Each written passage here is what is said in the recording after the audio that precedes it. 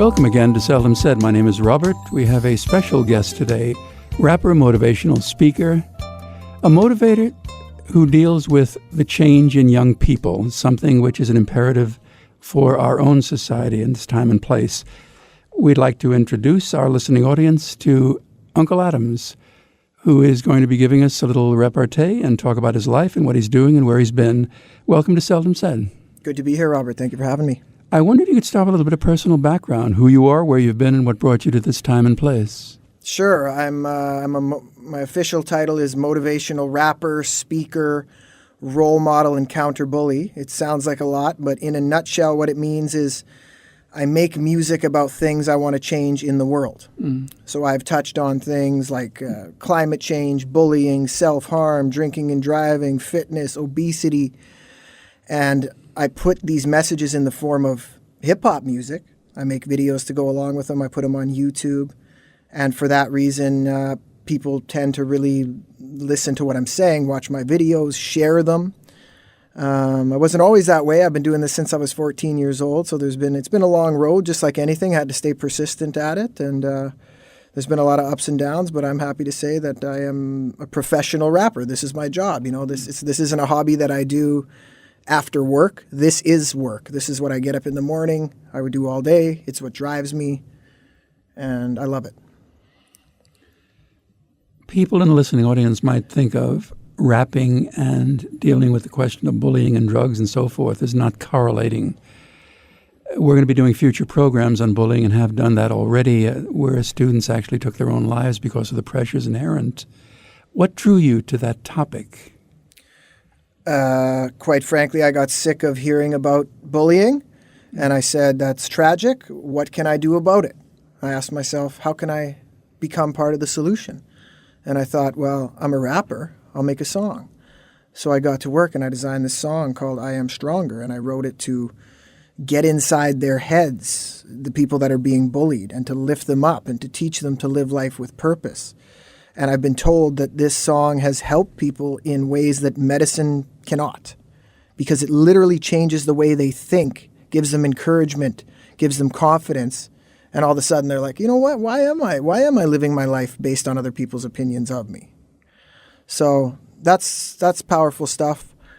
And I Am Stronger is like I said, it's an anti-bullying song that I made, and it's being played all over the world. In fact, just yesterday it's played in the Australian school system. I have a person by the name of Suzanne McLean, who's a retired police officer from Australia. She gives anti-bullying presentations like I do. And at the end of every presentation, she plays my song and video for the kids to help to get the message across.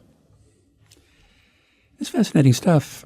I would wonder on a personal level, you're originally from Regina, Saskatchewan, and you mentioned in our conversation before the program that Saskatchewan has 1 million people in it at max. And you're dealing with people in a society like our own, which is cosmopolitan, metropolitan, overcrowded, kids who feel alone in a crowd. How did you keep from feeling alone in such a small environs? And how did you feel about focusing yourself into the States, into a cosmopolitan area?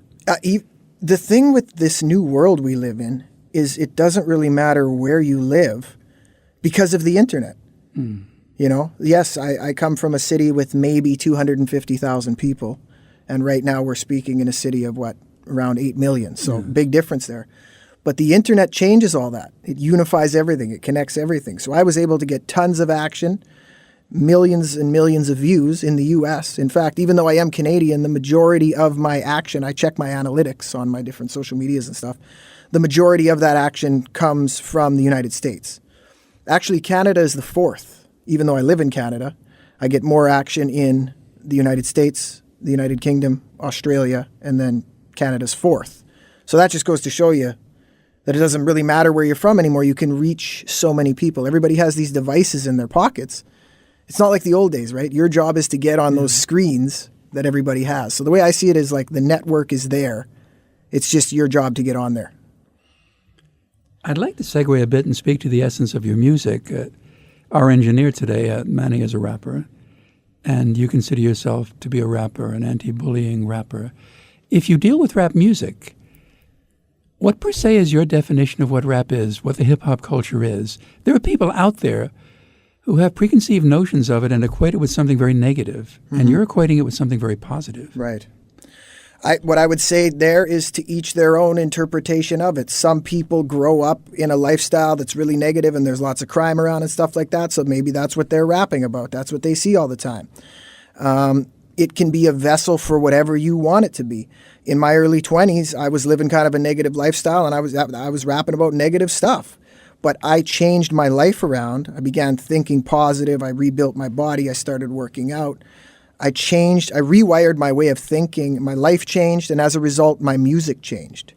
So that's how I would answer that question is it's all perspective. It's what it is to the person. But I do get that a lot where people will be like, oh, you're a rapper? Like, especially since I'm going in schools a lot of times, people will be like, oh, he's a rapper. Like, he must be negative. And it's like, no, just listen to this. And I've even had people say, like, I hate rap music, but I like your music, Unkle Adams. So, to each their own. If they want to rap about that stuff, they can. That's not my thing. I'm using my gift to inspire and uplift people. I feel like I have a great responsibility. And I've seen the messages come in. Hundreds and hundreds of people telling me how I've helped them with my music or saved their lives in certain cases. So with great responsibility, with great power comes great responsibility. Well said. Would you perceive that there was an epiphanal moment in your life? A Damascus moment where, in a sense, this is who I was, and from this moment on, this is who I will be? Did such an incident occur? Yeah, that did occur to me. Like I say, in my early 20s, I was partying all the time. I was like a heavy smoker, or all that. It was really negative. It was bad, poor diet, and I slowly started thinking, I don't like this. This isn't. There's got to be more to life than this, right? So I started making subtle changes. Cut out the cigarettes, maybe start jogging more. And this started to snowball more and more and more and more, where I started replacing bad habits with good habits and started gaining tons of confidence from that. And then I began to feel like this weight had been lifted off me and all these doors were opening, and it was like, all of a sudden it was like, I can do this. I can be a famous rapper. I could be anything in this world. Because all these other famous people were just normal people.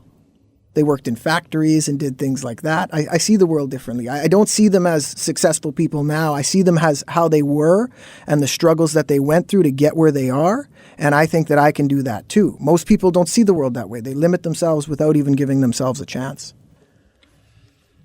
It would sound that at core there's something inherently spiritual about your message, your own approach and reflection on life. When you sit there and look at someone in the audience and you perhaps perceive a young man or woman who is in essence you at a certain age, do you find that frightening? Do you find that challenging? What are your own emotions? I don't find it frightening. When I walk around, when I'm speaking at my performances, I don't know if we touched on this much, but I'm a motivational speaker. So I speak in schools frequently about bullying. I walk around and I look them in the eyes and I can almost feel their energy and where they're thinking, and I know what it's like to be on that path where you don't really know where you're going. So I take it upon myself to try to release that potential within people, because it happened to me. A change happened in me where I started believing in myself and I realized I could do anything. Now I want to pass that on to them. I want to wake them up, so to speak, and show them that they can do anything, right? It's a passion. I want to spread the positivity around. Was there an Unkle Adams for you? That's a good question. I get this question a lot, and people will say, who's your favorite rapper, or who do you look up to? And the people I look up to, everybody has a role model, first of all. My role models are not rappers. I look up to people like Nikola Tesla, Steve Jobs, the great motivational speaker Les Brown, people who have Muhammad Ali, these people who have been through hardships, these people who have changed the world during their lifespan, people that see the world in a different way, where they realize that most things on earth are made by humans and they have the power to make things too. They don't choose to just float through life as a victim. They choose to create their own circumstances, to create their own destiny by believing in themselves. Those are the type of people that I admire and look up to. What would you say to the young man out there who's listening to this program and looks out his window, and he lives in a house in Southampton that's worth $1.5 million, and he's listening to you talk about problems.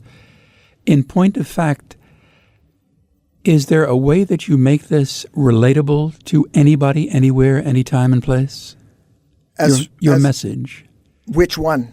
The message to get on with life and be successful, the motivational message, and the message that life itself does not have to be so drear and dark. No, it doesn't. Yeah, that's a good question. I think that a lot of people don't realize enough that, quite frankly, we're not going to live forever. It's like sometimes people forget that and they think they're going to have all this time, but the truth is tomorrow is not guaranteed.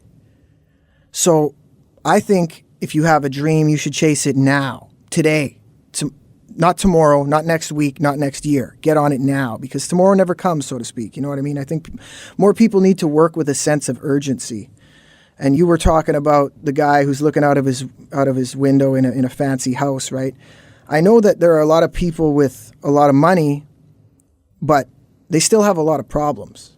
Money will never give you everything that you need in life. There's certain things that money can't buy, that you need to fill your heart with, right? It's an interesting struggle that everyone has experienced, myself included. It's rather human. Are you an optimist, given all of this thought, given all of this confrontation with what's wrong with the world? Yes, I am an optimist. I absolutely am. My dad is an optimist. I am that way. I believe that your thoughts become things. I believe that you can create your own destiny. I believe that if you think positively and you put that out into the universe is going to put positivity back into your life. And I know this because I experience it all the time. It's the whole reason I'm in New York right now and even speaking to you. All the thinking that I did led up to this, right? I thought, I want to spread my message a little bit more. I want to go to New York. So it was first a thought in my head. Now I'm here in the physical form.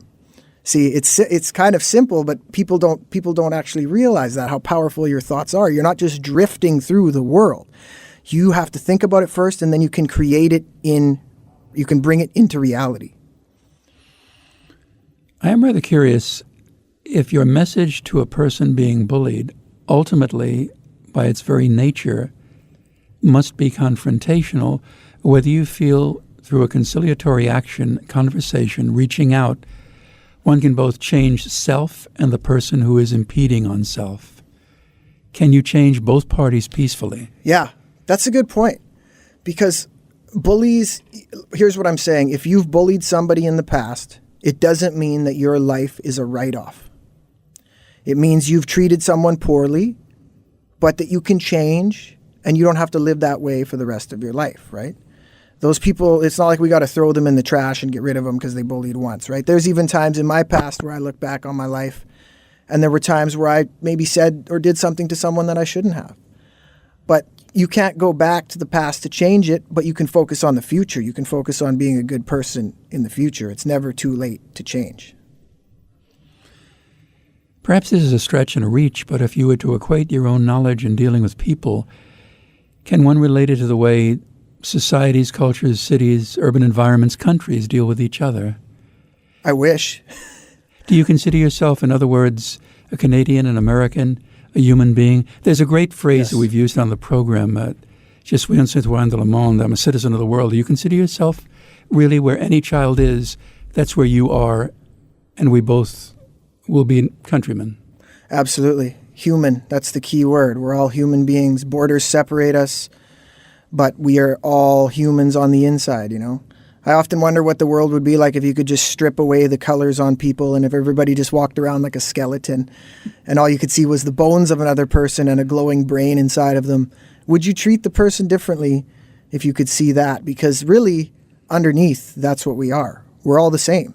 We might speak different languages and have different colored skin, but we are all humans. We all are similar. As is the problem with most programs that are special, as this one is becoming. We have 1 minute before the end. I wonder if you can introduce, perhaps, I must ask this because it's going to be asked by anyone in the listening audience where the name came from. We have 50 seconds. Perhaps we can't do it fortuitously, we can come back to it, but I wonder if you could just introduce it. Sure, I'll give it a shot. So my stage name is Unkle Adams. That's UNKLEADAMS. And people always say, like, what's with that? Is that your real name? No, my real name is Curtis Adams. But I have a nephew who is 10 days older than me. A nephew who's older than me, right?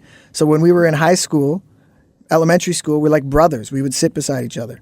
So naturally, all my friends would call me Uncle. That was my nickname. Hey, Uncle, how you doing? Adams is my last name, so I just threw the two together. You get Unkle Adams. It's true to the heart. It's real, and I've had that name for many years. The key answer I was looking for is true to the heart, and I'm glad you said it. We'll be back in a few moments. My name is Robert. This is Seldom Said.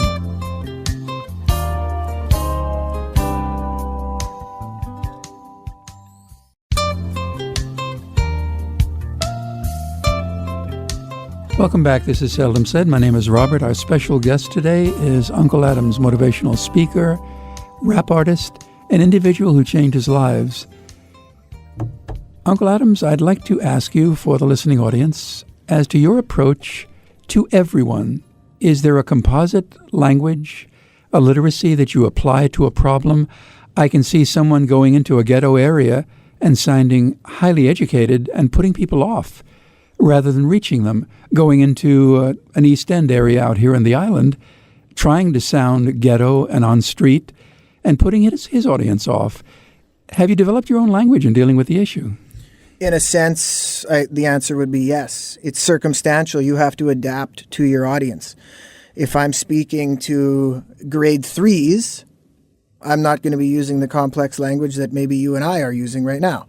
So I would simplify things, because your message doesn't mean jack if they're not understanding the words that you're saying, right? Mm. So that's how I would answer that, is you have to kind of feel out your audience, kind of get a vibe of them, and speak to them in a way that they will relate to and absorb, whatever that may be, given who the audience consists of. Do you prepare for an audience, or are you afraid of losing spontaneity? I don't prepare for the audience. I go out there and I speak from the heart, just like you and I are right now. I have a belief that if you speak how you're truly feeling, you can say no wrong. If you have a bunch of questions in front of you and you're going over them, oh, he's going to ask me this, he's going to ask me that, and you're trying to analyze in your head how you're going to respond, it'll sound robotic. That's not the way I like to go about things. I like to just kind of improvise and speak like how we are today. It's much more natural. It's much more real. How do you then deal with a young man or woman who says, more or less tells you, you can't put yourself in my mind, my life, my body? What I'm experiencing is something that you as an individual have never experienced. What are you talking to me about? How do you relate to that building of bridges between what is essentially two different American cultures? That's true. I haven't done everything in the world. I haven't lived in some sort of a homeless shelter like some people may have. You know, my parents weren't drug addicts like some people may have. So I'm not going to claim that I know what that's like. What I will do is try to inspire the change in people, because growing up in a situation like that, you may lack self-belief because you were not positively reinforced your whole life. So I think people like that could use some encouragement. When I'm talking to somebody like that, I'm not going to pretend like I know the struggles they've been through. I've been through struggles. You've been through struggles. We've all been through struggles, but a lot of our struggles are different, right? But if we can inspire and uplift each other and help each other, then let's do that. That's the way I feel about that. There is a marvelous interview with the student principal at Lee Harvey Oswald's high school, the assassin of John Kennedy. He was asked, did anyone in the school know Lee? And he said he was just a ghost amongst us. He was in the door, out the door, and he was here for 4 years, and no one remembers him. How did you initially begin dealing with people who might essentially be rather different from yourself or from your background? How did you start doing this, and what were the difficulties you felt you had to overcome? First of all, I had to correct things that were negative and wrong in my life, because you have to be on the same page as the message you're putting out into the universe, right? So obviously when I was living a negative lifestyle, I wasn't going to be rapping about positivity and putting motivational videos on YouTube because I wasn't even there yet. But when I got there, then that stuff started to spill out of me. Like I say, I changed my way of thinking, and that resulted in my music. And just refresh me on the second part of the question. The idea of reaching across those bridges with people who you've never really known, and you're inexperienced at this, but you know you want to help, and you're coming from some of the same places. Right. So some of the songs that I write, I'll switch my mindset and try to visualize myself in the situation of a person that would be going through that. I've always had a very creative imagination, to the point where if left uncontrolled, it would scare me even. You know, that's like anxiety, right? When you have a creative imagination, you can use it for good creativity, or it can spiral out of control and it can create scenarios that scare you, right? I'm wondering then if you would describe your creative process and then perhaps end by giving an example of one of your raps and then explaining it to the listening audience who may not perceive the meanings in it. How does your process work? Sure. So, I mean, I could give you a few lines like, apparently you parents really need to listen in. Maybe you should give your kid a little discipline instead of letting him act so inconsiderate. You say you're not the problem, the school system is. Well, picture this. Yeah, sick as it is, there's a whole lot of kids who do not want to live, searching up and down the halls for a Ritalin fix, not knowing how upset the vice principal gets. So that's an example of some of the words from my song, I Am Stronger, which is an anti-bullying song. So the process in that is, that's just how I see it. I'm a 29-year-old man who's been through the school system, and I call it like I see it, and I put it into a song. And it's true, and it's real, and that's why people relate to what I'm saying, because I'm not, trying to overanalyze things and study it so much that we end up going full circle and not teaching kids anything. I want to get to the root of the problem, address it, and then we can have some solution.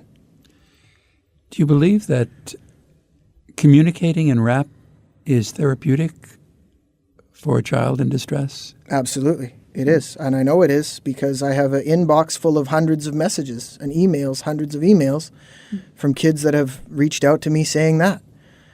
They tell me that my music has helped them in ways that medicine cannot, because it gets in their heads and it changes their way of thinking, right? It makes them stronger inside. It builds up their character and their confidence. So if you can change the way of thinking, that's really a powerful thing. So the answer to your question is absolutely yes. Knowing that you've saved lives and that there are lives out there that need to be saved, is that an added weight which is both exhilarating and yet constricting, troubling? That's a lot of responsibility. It's not troubling to me because the way I see it, if I wasn't doing this, then those lives wouldn't have been saved. A lot of those. I've had people say I was making the final preparations to end my life tonight, and I stumbled across your I Am Stronger video in my Facebook newsfeed, and I decided to watch it. I didn't think it was going to do anything. And it changed how I was thinking, and I didn't go through with it. And I'm messaging you now to tell you that you saved my life. So you can't lose with that. I don't feel that there's a burden on me. I feel that anyone who's saved is great. It's an honor, and I'm proud of everyone. But I don't feel some burden where I have to save everybody in the world. That's not logical. I can't possibly do that. I'm just one man, so I can't go to bed thinking that, right? I just got to do the best I can, and everybody that I help, I'm proud of that, and I'm thankful for that, and I'm honored by it. I can imagine you would be quite honored by it. There is someone in the listening audience who I do know from experience who lost a child to, unfortunately, an untoward event, and she, on occasion, will talk about the signs she missed and what she did wrong and how she failed. And no matter what encouragement anyone surrounding her who love her will say, she still feels she failed. I'm curious if you have ever experienced failure And if indeed you did, how you deal with it? Good question. That's tough because I haven't experienced that. I've definitely not lost a child or felt responsible for that action, but I can speak on failure in different ways. And I will say this, I've failed a ton of times in my life, but the difference is when you fail, do you turn around and run back or do you suck it up and keep pushing forward? And I'm not referring to the lady you're talking about. I'm talking about failures in my own life. I want to make that clear. So to me, failure is a part of success. There is no successful person who has never failed. Successful people are people who have failed regularly, but chosen to pick themselves up, brush themselves off, and keep pushing forward, no matter what. You have to persevere through that. People don't realize that. They think, I had a couple, like Walt Disney. We just watched a documentary on Walt Disney on the plane ride here. That guy was rich, then he was broke, then he was rich, then he was broke, right? So there's ups and downs in life. And success is not never failing. It's having the mental fortitude to persevere and push past each failure. It's a choice. Success ultimately is a choice. You have to choose that you're going to do it. Push past all the failures. Would you be saying that anyone out there listening should embrace and find joy in failure because it's the first step towards success? Yeah. Yeah, it's all how you see it, right? Life is all perspective. It's how you see things. You should look at failure as, okay, I didn't do it quite that time, but what can I change? What did I learn from it? How can I tweak it? Now I'm a little better. Now I'm a little more experienced because I know something that didn't work. And I'll keep that in mind. I'm more knowledgeable. Now I'll attack it a different way. I have a different approach. I have a different plan, right? It's a choice. It's a mindset. It's perspective. Without obviously using names, can you give the audience examples of individuals you've encountered and dealt with and how you responded to their specific issues and problems? Sure. I can talk about, I have many fans who struggle with self-harming issues. Okay? So they feel bad about themselves. People call them names. They feel worthless, so they cut their skin. And it becomes an addiction. So a lot of people will say, that's weird, that's gross, how could you do that? I don't say that. I don't say that stuff. They're just normal people. They're going through a little bit of a hard time. And what I say to them is, you will quit when you are ready to quit. One day you will just realize that this is something you don't want to do anymore, and that will be it. But calling them gross and calling them weird and saying all these things, that is not going to help them quit. That is not going to inspire somebody, right? What are some of the subtleties of bullying you've encountered in that most of us consider bullying, I'll lay hands on you, you on me, and we basically confront my future. And yet the problems seem to be subtle and inherent. What happens to the psyche of a child being bullied? They are younger than us. You and I are adults, so we know that we can't live our lives based on other people's opinions of us, right? But kids don't really know that. So when people say things to them over and over and over again that are cruel and mean, they begin to believe it, right? Because your body will react based on the thoughts that you're thinking. So if people are putting those negative thoughts in your head and you're believing them and thinking about them, then you're going to feel terrible about yourself. But ultimately what I want to teach people is that is a choice. Because a lot of times things are bothering us in our own minds, but that's the key word. They're bothering us in our own minds. It's not actually the person doing it. The person that we think is pestering us might be somewhere playing a video game. They're not even bugging us. But we're thinking about them, we're giving them power, and we are manifesting this stress and this anxiety inside our own heads. So we have to realize that we have the power to change what we're thinking about. And that will affect how we feel. It isn't 50 years ago when you saw the bully and he was standing across the lunchroom from you. Now everyone's on mass media, Facebook and so forth. Do you caution young people about going online? Absolutely. Cyberbullying is, I would say, a bigger problem than physical bullying. Because with physical bullying, it used to be, like you say, years ago, you'd maybe get in a fight at school or something would happen after school. and then you could go home. But now, with cyberbullying, you get bullied everywhere. You have your phone with you. There's so many different platforms. It never leaves them. It's like they can't escape from it, right? So cyberbullying is much more of a mental game and causes these mental wounds, which sometimes are a lot harsher and take longer to heal than physical wounds. Are there types of bullying that are gender specific? Yeah. Like young women being called sluts or something, because they've had 2 boyfriends in 1 year. I've had young girls come up to me and say that, these guys, they're calling me slut and whore and all this. I don't know if I could say that on the radio, but that's what they're getting called because they had 2 boyfriends in a year. Well, big deal. They had 2 boyfriends in a year. That's, it's just harsh. I think what's happening is people at that age are saying things before thinking them through, and they don't understand how harsh what they're saying actually is.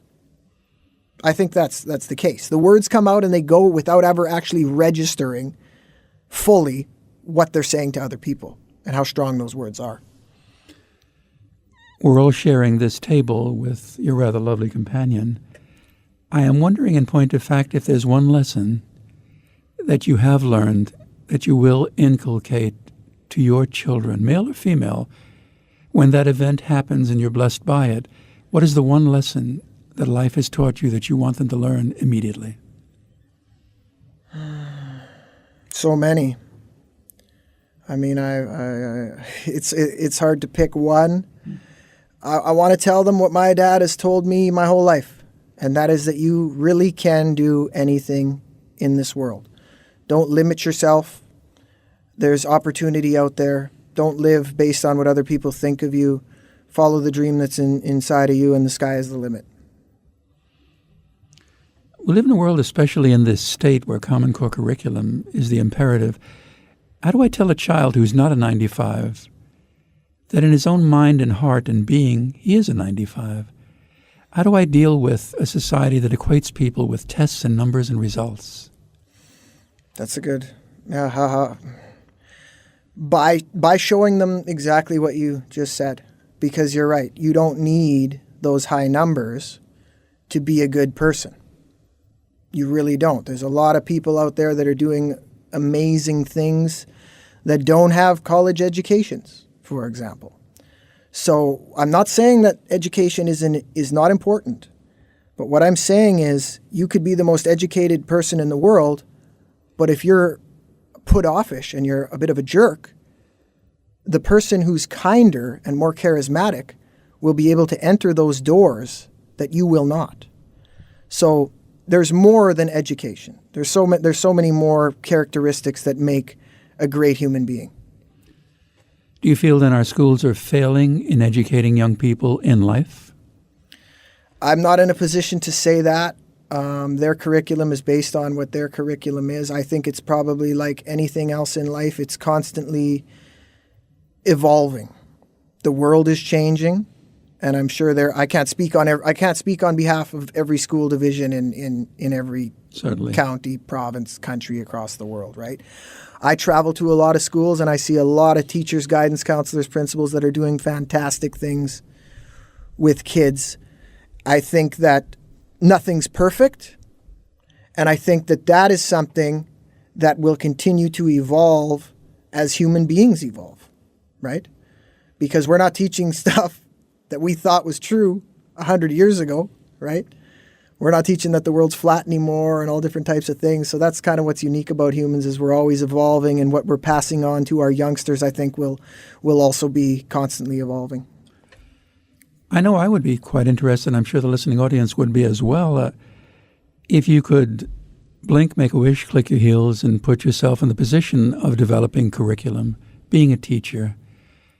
What kind of teacher, and unfortunately we're within 1 minute again of our second break, what type of teacher and what type of school would you love to see created? The performing arts. That is a thing in some schools, I believe. In some, it's not. But I would like to see more creative outlets. Because there's a lot of kids that are just super creative, but they never have a chance to unleash that. because they're busy focused in different types of classes, which may be great. Maybe they're better suited for specific types of children, though.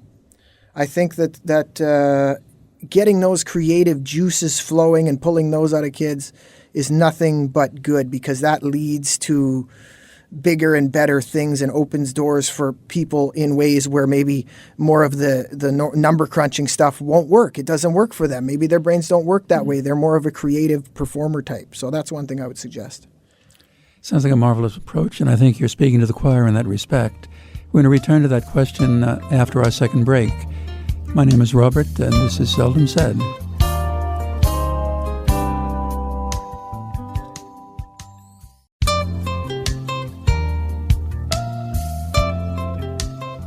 Welcome back. This is unfortunately our last segment with Unkle Adams, motivational speaker, rap artist, a little bit of everything meaningful.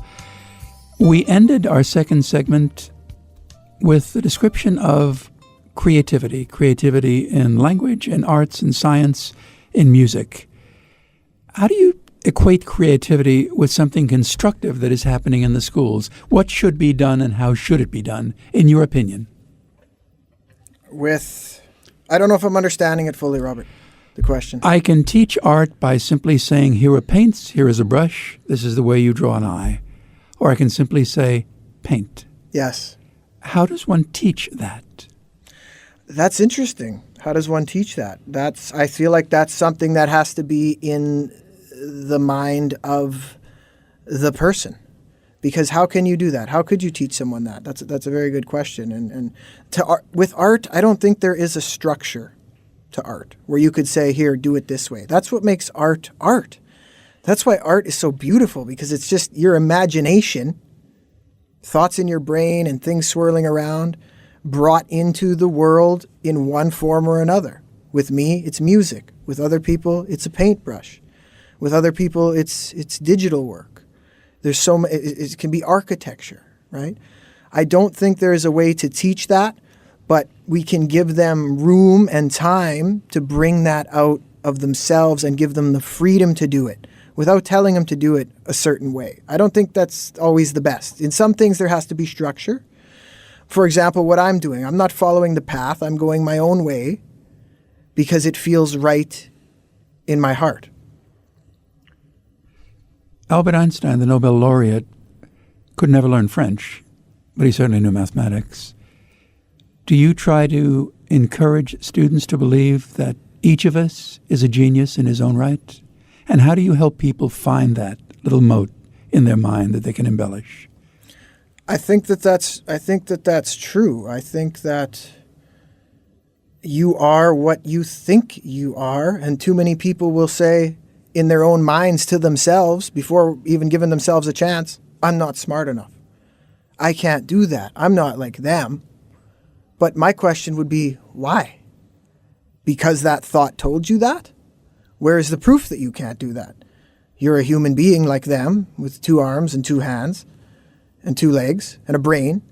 So my question would be, why can't you be just as successful as the most successful people, or not more successful?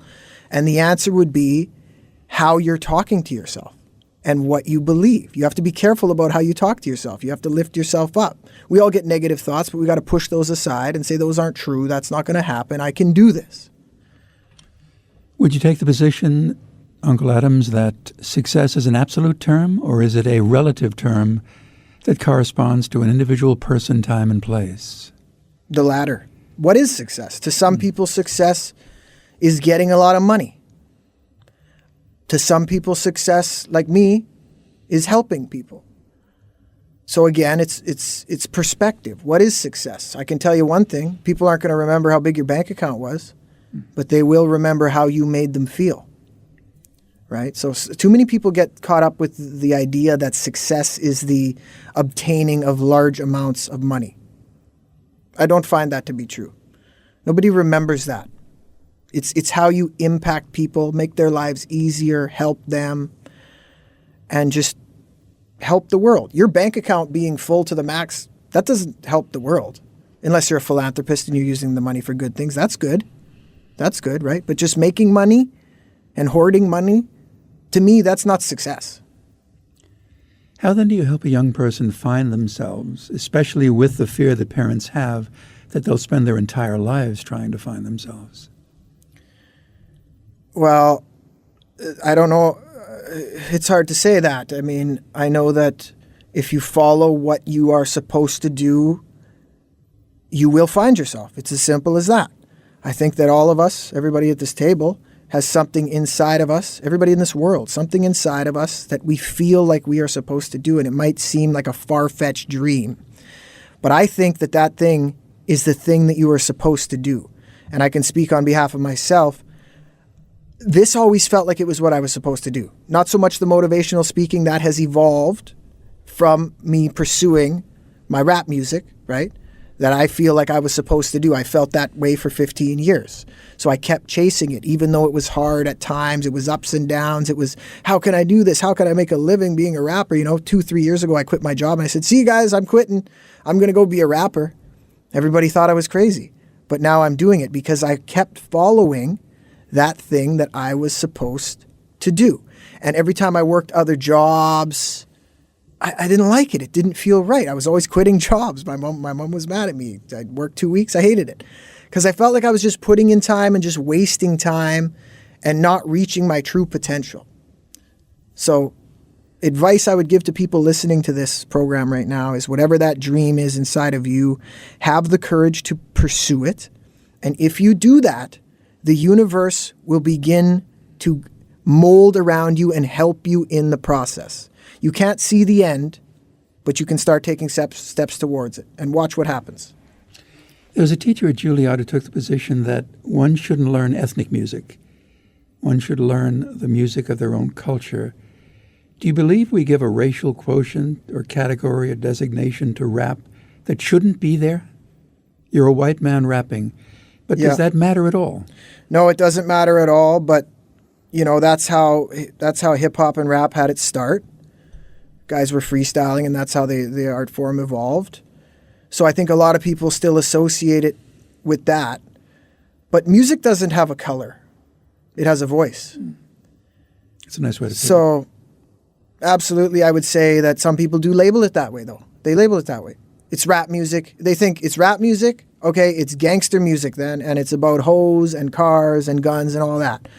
But that's not true, and you're not looking deep enough into it because there's a lot of artists rapping about inspiring positive things. It's just like you can say the same thing about any genre, really. It's not, there are different types, subgenres, if you will. And what I like to say is a good song no matter what genre it is. There's good songs in every genre. Our prisons are filled with young people who have committed indescribable cruelties. How do you reach out to the person who does the bullying, the person who has been found guilty of cruelty, the person who is capable of committing cruel acts? Well, you cannot go back and you cannot change what you did. Unfortunately, life doesn't have a rewind button, but you can focus on the future. And you don't have to live based on the past. You can make the most of your circumstances. I know that might be really hard for some people, especially young offenders maybe who did something horrendous when they were super young and now they're locked up for the rest of their lives. But there are still things that they could do. Maybe they could write about it. Maybe they could share their stories and get it to the outside to prevent that from happening to other people in the future. So I think that there's always something. There's always a glimmer of hope if you choose to see it. Do you feel that our prisons have become schools, but schools for the wrong messages? That's hard for me to speak on because, again, it depends where you're talking about. It seems to me that sometimes people are locked away for a long time for something they did, and maybe that's not the answer in fixing them. I don't write all the laws. Again, that's circumstantial, but we need to rebuild the mind and change the way the mind thinks, and maybe keeping that mind isolated in a remote area with no positive inspiration is only negative instead of good. But I realize there are some people that they have to be in there. Let's face it. They are dangerous to society and they have to be in there. So what I'm saying is, for some people, the method is not effective. Would you agree? I would certainly agree, yes. There are those that I feel we'd have to be separate from. It's tragic and it's heartbreaking, and it does bring a tear to the soul, but there's something about that. There are people who will hurt other people. Yeah. So you do feel there are people beyond the constraints, people you or I or anyone around this table will ever be able to reach. It's a hard thought. Yeah. I think there are people right now in jail that probably shouldn't be in jail. But then you also have to think about that from a logistical standpoint. Can you really spend that much time analyzing every single situation to the point where you mold the laws to some people but not to other people? I don't know if that's feasible too. So I guess the best way for people that are not in there right now is to really consider that and really try to stay on the straight and narrow so that you're not, caught up in the wrong thing. Like there's cases where people are, they're just along for the ride and something bad happens and they end up doing like life in prison for a murder that they didn't plan or know anything about. Situations like that I find heartbreaking. How do you deal with a young man who has been pervasively bullied and bothered and hurt? How do you deal with showing him that he should forgive when perhaps the natural inclination is never to forgive, to simply make it part of your construct and your growth? You have to, and I've had to do this, I think that you have to forgive the person, not for the person, but for yourself, so that you can move on. And that doesn't mean you got to love someone that did something mean to you and let's all hold hands and everything. I don't mean that. Don't talk to that person for the rest of your life. X them out of your life. But forgive them for yourself so that you can let it go, so that you can have peace of mind. I've had to do that in my life. And I think it works well. It would seem that all of us around this table have dealt with the problem of cruelty and bullying. Do you feel this issue has reached epidemic proportions? Yeah. I would say that everybody has been affected by bullying in one way or another. Let's face it, there's so many humans on the earth, not eventually, but often, they're going to be mean to other humans. And it's something that affects us all, whether it's our children or us when we were younger, or maybe we were victims of bullying, or maybe we were bullies. So I think it's definitely something that affects the human race. I think it affects everybody in one way or another, or has affected people. The 17-year-old in a listening audience, let's come to the point in the program where you do a bit of teaching as well as discussing. What are the basic survival skills you would like that person to master? Mental fortitude. Like I said a couple times, and I'll continue to say it, choosing to not live your life based on other people's opinions of you. Because no matter what you do, there will always be some people, you can't please everybody all the time. There's going to be some people that want to try to get at you and don't believe in what you're doing, and they want to try to cut you down for one reason or another. But choosing to live your life based on what those people think and say about you is exactly that. It's a choice. So I would encourage young people to build up some resilience to that. And that will come about by this happening. When somebody says something negative to you and that you can't do it, go out and do it. Then you'll learn inside your head, oh, I just did that. I can do that.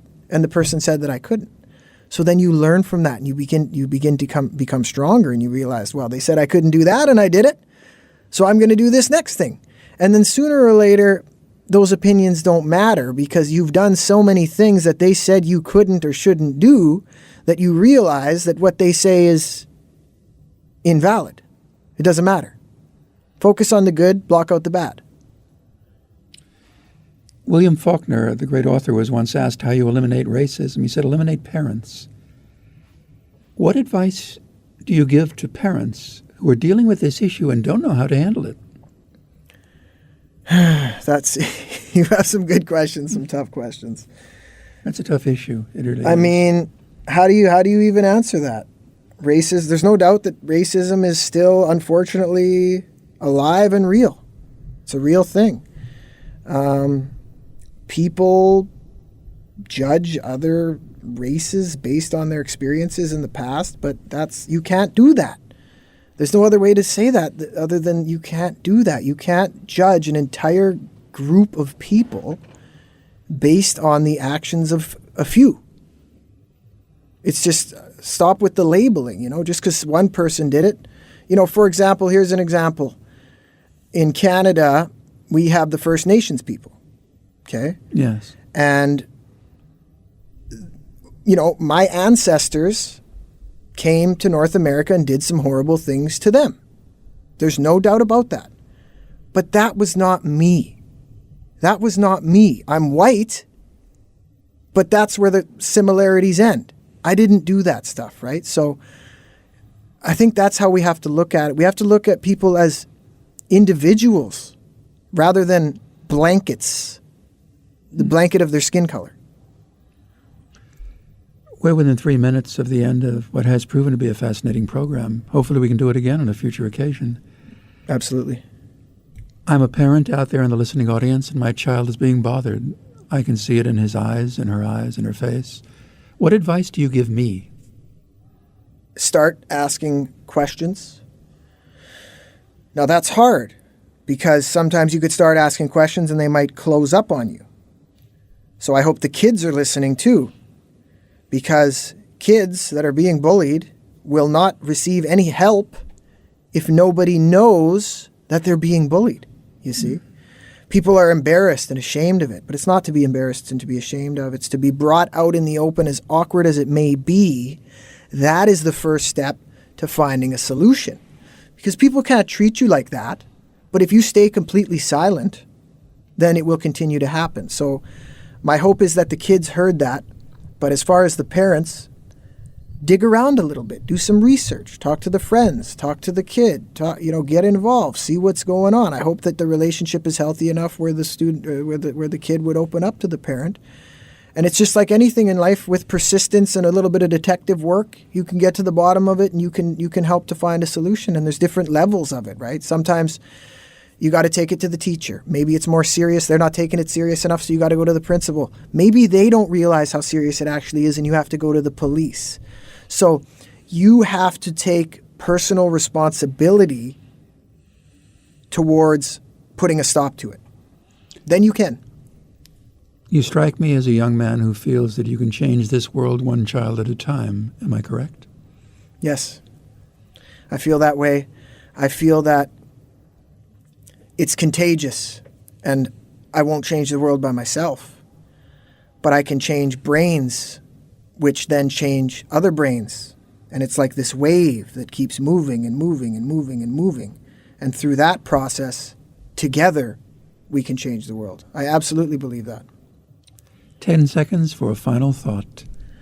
This has been a very, very deep conversation. I've thoroughly enjoyed speaking with you. I think you're a good man with a great vocabulary. I'm going to continue on with my mission. And everybody who's listening, if you like what we were talking about today and you're interested in learning a little bit more about Unkle Adams, you can type Unkle Adams in on YouTube. It's UNKLEADAMS. Google, Facebook, Twitter. I'm on all of those things. And just, again, thank you for having me. It's our pleasure. Hopefully tonight there's a child who embraces his mother and father and tells them the truth. Be well. Be well. Be well. Be well. Be well. Be well.